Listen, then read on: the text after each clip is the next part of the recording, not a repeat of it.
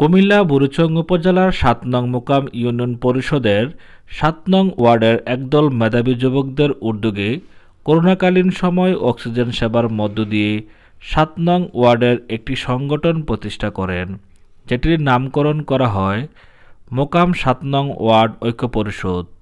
এই পরিষদের লক্ষ্য উদ্দেশ্য ছিল ওয়ার্ডের সকলের সুখে দুঃখে পাশে থাকা, তেমনি মানুষের মৌলিক চাহিদার মধ্যে শিক্ষা অন্যতম।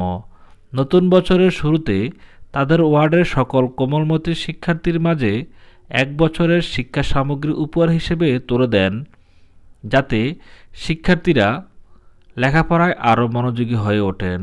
এ সময় উপস্থিত মেহমানদের মধ্যে একজন বলেন, স্বাধীনতার ৫০ বছরে আমরা যে কাজটি করতে পারি নাই, সেই কাজগুলো এখন যুবকদের দ্বারা হচ্ছে। তাই সকলে মানবিক কাজে পাশে থেকে এইসব কাজকে উৎসাহ দেওয়া উচিত। আমাদের আজকের এই অনুষ্ঠানে আমরা আসলে এই সময়টা মুরব্বীরা সবাই খাওয়া দাওয়া করে, তো যার কারণে আমরা যদি ওনাদের জন্য অপেক্ষা করি তাহলে আপনাদের কষ্ট হবে। আমরা বলেছি আমাদের কয়েকজন মুরব্বীকে, এর ভিতরে 2 জনে অসুস্থ হয়ে পড়ছেন, আর এমনি আরো কয়েকজন অপারগতা প্রকাশ করছেন যে আমি অমুক কাজে আটকে গেছি। যাক আলহামদুলিল্লাহ, আমাদের একজন মুরব্বীকে যে কোনো কাজে আমরা যাকে পেয়ে থাকি, এই ওয়ার্ডের সাবেক মেম্বার জনাব লোকমান মেম্বার সাহেব, কাবিলা সরকারি প্রাথমিক বিদ্যালয়ের সম্মানিত সভাপতিও তিনি আমাদের উদ্দেশ্যে প্রধান অতিথির বক্তব্য রাখবেন। তারপরে ইনশাল্লাহ আমরা মোকাম ইউনিয়ন ৭ নং ওয়ার্ডের সকল স্বেচ্ছাসেবী সংগঠনের নেতৃবৃন্দ উপস্থিত আছেন। আমার সামনে যারা আছেন সকলকে আমার সালাম, আসসালামু আলাইকুম ওয়া রাহমাতুল্লাহি ওয়া বারাকাতুহু। আসলে যারা এই ৭ নং ওয়ার্ডের স্বেচ্ছাসেবী সংগঠন আছেন তাদের আসলে কি দিয়ে যে সান্ত্বনা দেব আমার ভাষা নাই। তার কারণ আপনারা দেখেন আশেপাশে আমাদের অনেক প্রভাবশালী লোক আছে, তাদের সাইড এফেক্ট অনেক গরিব অসহায় আছে, তাদের কোনো খবর নাই, কিন্তু তাদের কাছে একটা হক আছে, কিন্তু তারা এগুলো আসলে কেয়ার করে না। কিন্তু যারা এখানে আছে আমাদের এই শাহাদিলারবাগ, দুবেরচর, চানগাছা, বারাজ, জলমের যারা এই সংগঠনের এই স্বেচ্ছাসেবী সংগঠনের নেতৃবৃন্দ এখানে আছেন, তারা আসলে এখনো এই তাদের ভবিষ্যতের চিন্তাটা খুব কমই করে, তা আপনাদের অসহায় মানুষের চিন্তাটা বেশি করে। তো যাক, তাদেরকে আসলে দোয়া করবেন তাদের জন্য, যাতে তাদের সংগঠন সামনের দিকে আরো এগিয়ে যেতে পারে। আর আমি মনে করি আজকে আমার মনে হয় যে অসহায় ছাত্রছাত্রী যারা আছে তাদের মধ্যে মনে হয় এই কিছু কাগজ কলম তুলে দিব, কিন্তু আপনারা যারা আছেন আপনাদেরকে আমি বলবো আর কি, আপনাদের ছেলে সন্তান যদি আসলে যদি সুশিক্ষা শিক্ষিত করেন একটা অভিভাবকের, তার সবসময় তার পিছনে শ্রম দিতে হবে। দিয়ে রাখলাম স্কুলের যেটুকু লেখাপড়া করলো না করলো এইগুলো হবে না, আপনার টার্গেট থাকতে হইব প্রত্যেকটা পরীক্ষা আমার সন্তান কি আসলে 100 মার্কের থেকে কত পাইল, দেখি আরো সামনের দিকে কি তাকে কিভাবে নিতে হবে, এগুলোকে আপনাদের দায়িত্ব। অনেক অসহায় আমরা অনেক সময় এই যেমন মনে করেন অনলাইন ফেসবুক বা অনেক সময় আমরা খবরও দেখি যে মা বিক্ষোভ, বাবা বিক্ষোভ, কিন্তু তার ছেলে ভালো রেজাল্ট করে আমরা বিসিএস ক্যাডার, এমবিবিএস ইয়াতে উত্তীর্ণ হয়েছে, অনেক আছে। কিন্তু আপনারা একটু চেষ্টা করবেন, দেখেছে আপনার সন্তানের মেধা আছে কিন্তু আপনার অবহেলার কারণে তার ওইখানে বুঝতে পারতেছে না, এগুলো একটু চেষ্টা করবেন। আর আমি সবাইকে ধন্যবাদ জানিয়ে আমার সংক্ষিপ্ত আলোচনা এখানে শেষ করছি। আসসালামু আলাইকুম ওয়া রাহমাতুল্লাহি ওয়া বারাকাতুহু। ৭ নং মোকাম ইউনিয়ন ৭ নং ওয়ার্ড ঐক্য পরিষদ কর্তৃক আয়োজিত মেধাবী ছাত্র ছাত্রীদের মধ্যে বই বিতরণ অনুষ্ঠানের আজকের সভার সম্মানিত সভাপতি। আমি সকালে এই অনুষ্ঠানে আরেকটা অনুষ্ঠানে ছিলাম, এখানে কথা বলে গেছি, অনেকে মনেও ছিলেন। তো আবার হৃদয়ের টানে মনের টানে এই ঐক্য পরিষদের কারণে পৃথিবীর যত কাজ আছে, আমার জীবনের সবচেয়ে মূল্যবান যত কাজই আছে, সবকিছু শেষ করে এখানে আসতে পারছি বিদায় আমি নিজেকে ধন্য মনে করছি।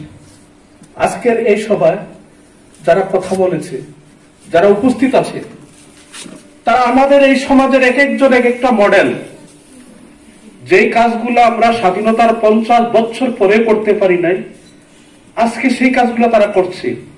আমার প্রিয় কাউসার, মুফতি কাউসার একজন ভালো মানের ওয়াইজ মেকার, আমাদের এলাকার একজন হাফেজ কাউসার আজকে এখানে আছে, পাশে আছে শরীফ।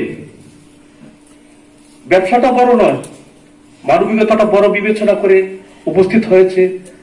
একটু আগে কথা বলেছে মাসুম, অনেকদিন বিদেশ ছিল, ইদানিং সামাজিক কাজে যাকে সব সময় পাই। আমার পরে কাউসারের পরে যে আছে অত্যন্ত একজন পরিচ্ছন্ন ছেলে, একজন সমাজ সংস্কারক বলা যেতে পারে। আমি যাকে খুব ছোট কালেই, যার বয়স যখন 14-15 ছিল, যাকে আমি সমাজের কাজে টেনে এনেছি।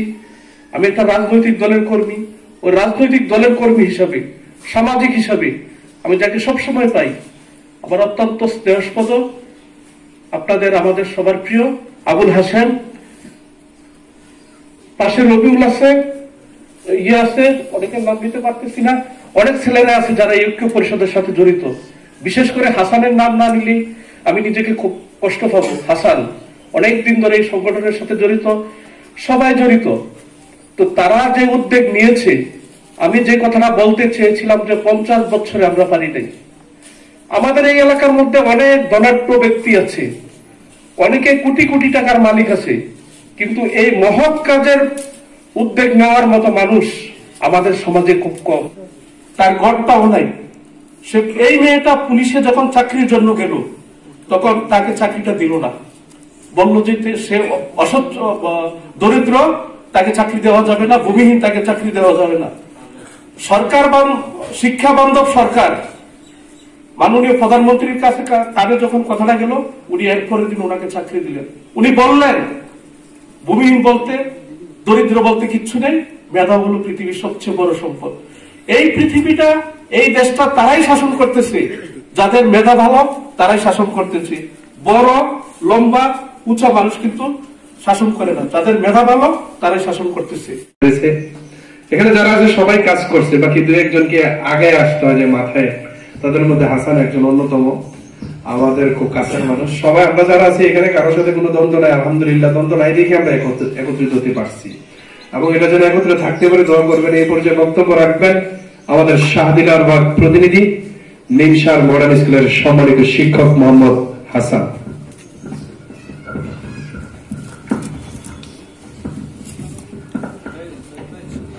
আসসালামু আলাইকুম।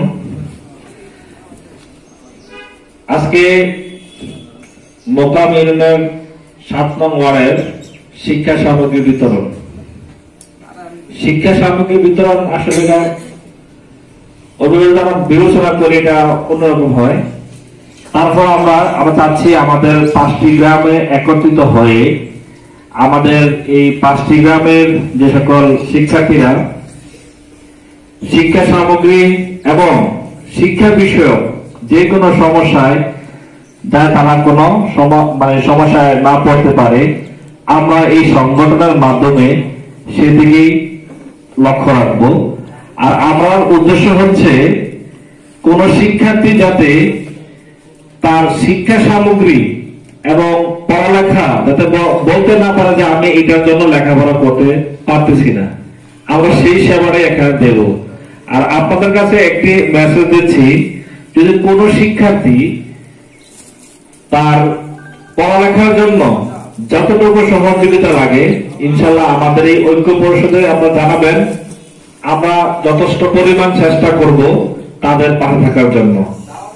বিশেষ করে এই সামনের সারিতে যে সকল ছেলেরা দেখছেন বা আমাদের সিনিয়ররা দেখছেন, তারা কিন্তু আসলে অনেক উদার মনের মানুষ।